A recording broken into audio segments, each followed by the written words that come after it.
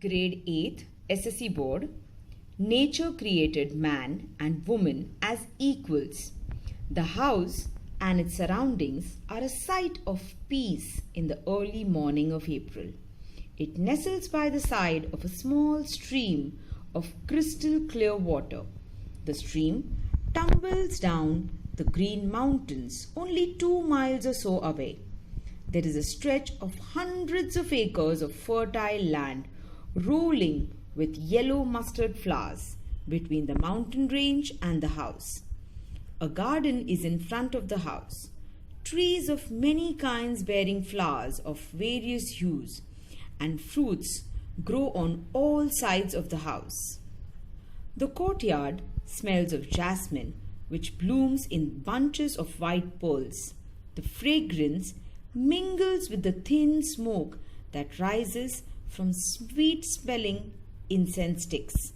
The burning incense sticks are glowing at the altar of God in the middle of the courtyard. Ashangbi is in her reading room and is busy writing an article. She is a middle-aged mother of 3 children and a journalist and women's rights activist. Lanthoi, her youngest daughter, enters the room. She is an intelligent girl. Today, she looks thoughtful and she takes a seat by her mother's side. At the sight of her child, Ashangbi lovingly asks, "Have you finished your study, my dear?" "Yes, mother. I finished it last night. Today, being Sunday, I want to do something interesting," Lanthoi says and waits for her mother's response. "Tell me what you want to do," Ashangbi asks her, quite amused. "Mother, tomorrow I'm going to represent the Siroi Lily House as a speaker in a symposium at our school. The topic is God created men and women as equals. Will you spare some time to have a discussion with me?" Lanthoi presses on her mother. Lanthoi has just had a discussion with her father on the topic. Tumba, her father, is a husband supportive of the activities of his wife and a loving father. He is a lawyer and a social worker who advocates the cause of women. He is always proud of his wife and the 2 daughters and the son. In times of need, he extends his helping hand to his wife and children and to the society at large. He does not discriminate between a man's work and a woman's work anywhere. He shares equally with his wife in doing the household chores like cleaning, washing, cooking, and feeding the children. Had he not shared in these activities in the way he does, his wife would not have been a successful professional. He wholeheartedly believes in equality irrespective of class, religion, and gender. In his discussion with his daughter, he laments over the great injustice done on women in the society, telling her, "My dear child, the world is still full of inequalities. We have to find a way to bring equality between men and women." Her father's words are still ringing in the ears of Lanthoi, and she tells her mother of what her father has told her. Appreciative of her husband for his views, Ashangbi says, "Your father is right. In no society do women enjoy the same opportunities enjoyed by men. It is because of your father that I feel so no difference or inequality at home. But outside our home, I have seen that women have been subjugated in many ways. It is against the will of God.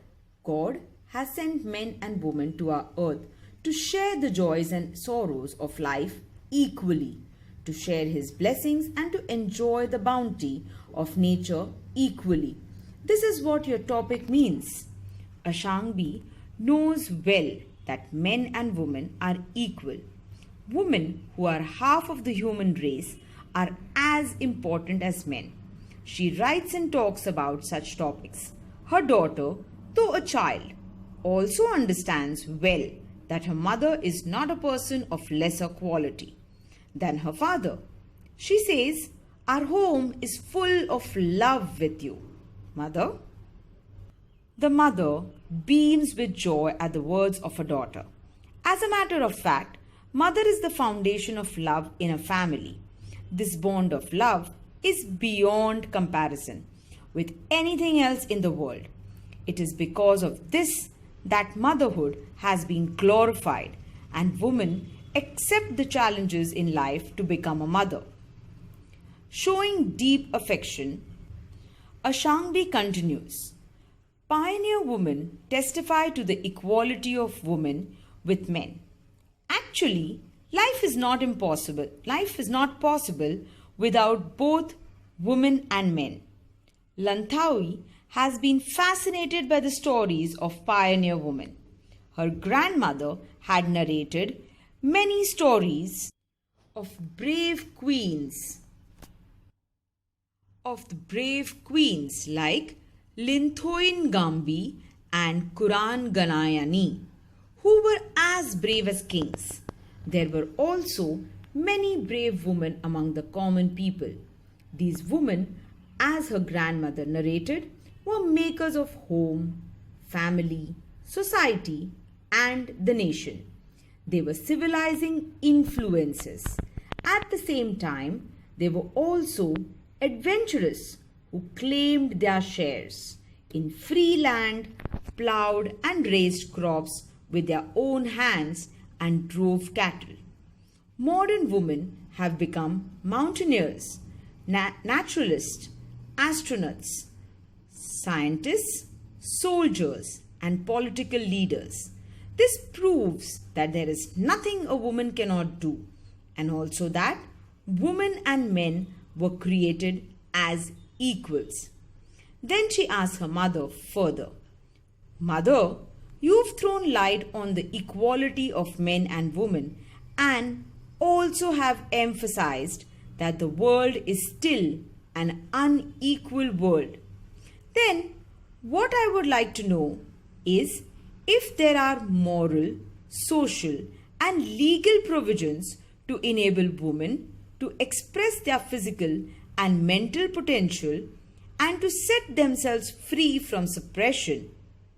Amazed at the curiosity of her daughter, Ashangbi adds, "There are many under the aegis of the United Nations. There is a declaration for a new world of equality. It has the following dimensions: equal access to the basic social services including health and education, equal participation in political and economic decision making, equal reward for equal work, and elimination of discrimination and violence against women." Then the mother concluded, "My dear daughter, we can affirm along with the United Nations that men and women are equals." Lanthoyi understands what her mother means and what the topic of the symposium means. Thus, confident of success, the next day, after thanking her mother, the girl of 12 happily rushes out of the room in the bright morning sun. The blue sky means the range of the eastern mountains. The small girl is always fascinated by the small trail which winds up the distant purple mountain. Meanings: nestles is close by, rolling, extending in long, gentle slopes. Fragrance, pleasant smell. Symposium, a meeting at which experts have discussions on a particular subject. Presses on, persuades someone to do something. Discriminate, treat one person or group better or worse than another in an unfair manner or way. Gender, fact of being male or female. Laments, expresses grief and sorrow. Subjugated, controlled and dominated over. Glorified, praised. Pioneer, a person who is among the first to take up a cause, especially in a new region. Testify, provide proof. Evidence. Civilizing, educating. Throw light on, to give information or explanation. Legal, related to law. Potential, the qualities that exist and can be developed under the aegis with the protection or support of a particular organization or person. Dimensions, aspects. Elimination, getting rid of. Thank you.